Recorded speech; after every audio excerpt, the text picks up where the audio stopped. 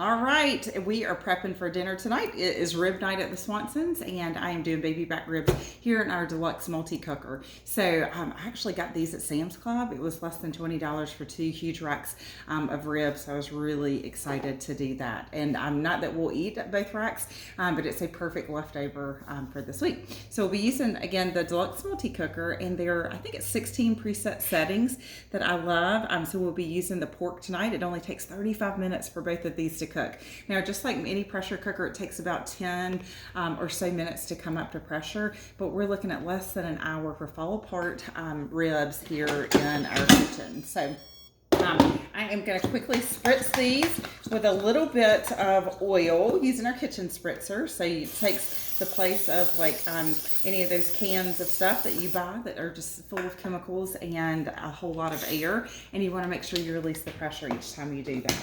I am going to use actually the smoky barbecue today, but often I use the smoky applewood depending on which one I have. All right, the pot is a 6-quart capacity, and I am actually going to be able to get both of these racks of ribs in at the same time. So I'll show you in just a second, once I get them in, how I am doing that. So I'm just going to wrap them around each other and get a little manhandle in there.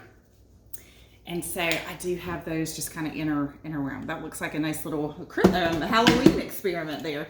All right, the last thing that I will do for now is I'm just going to pour 1 Coke. So the original recipe calls for root beer. Sometimes I'll do Dr. Pepper or just really whatever carbonated beverage that we've got. So that is good. All right, lid on. And I'm going to do that at full pressure. We don't need it to delay, and it will run until we are ready. So stay tuned. I'll be back with the barbecue sauce, and then we'll take those out so you can just see how fall apart they are. This barbecue sauce you are going to love. Is so simple. I'm actually halving the recipe, but I'll share the recipe so you can try the ribs and the barbecue sauce. So this barbecue sauce is great on pork chops and chicken as well, or even on meatballs. We've done it on that. So the little container that I am using today is our silicone prep bowls. These come in a set of 3. I love that they've got the awesome storage lids. Did you know that these are microwave and oven safe as well as dishwasher safe? Stick them in the refrigerator, stick them in the freezer, whatever you need to do. I love that they're silicone, so you can see that I can kind of hold it and drizzle.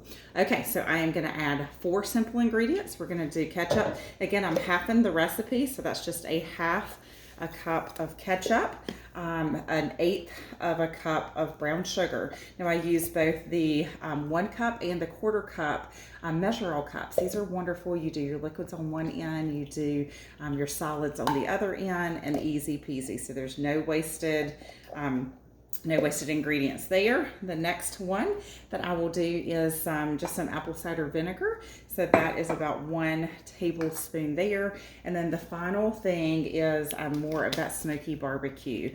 So I'm going to do, actually, did you know, fun fact, I love our measuring tools, but 1 capful to the first line there is 1 tablespoon. So I'm going to quickly just mix this up, and about 5 minutes before these ribs are done, I will pop it in the microwave just long enough for it to get to a little bit of a boil, and then it will just make it a little bit easier to stick to the ribs. I'll take some of the juice, and then I'll baste it on before I throw it in the oven.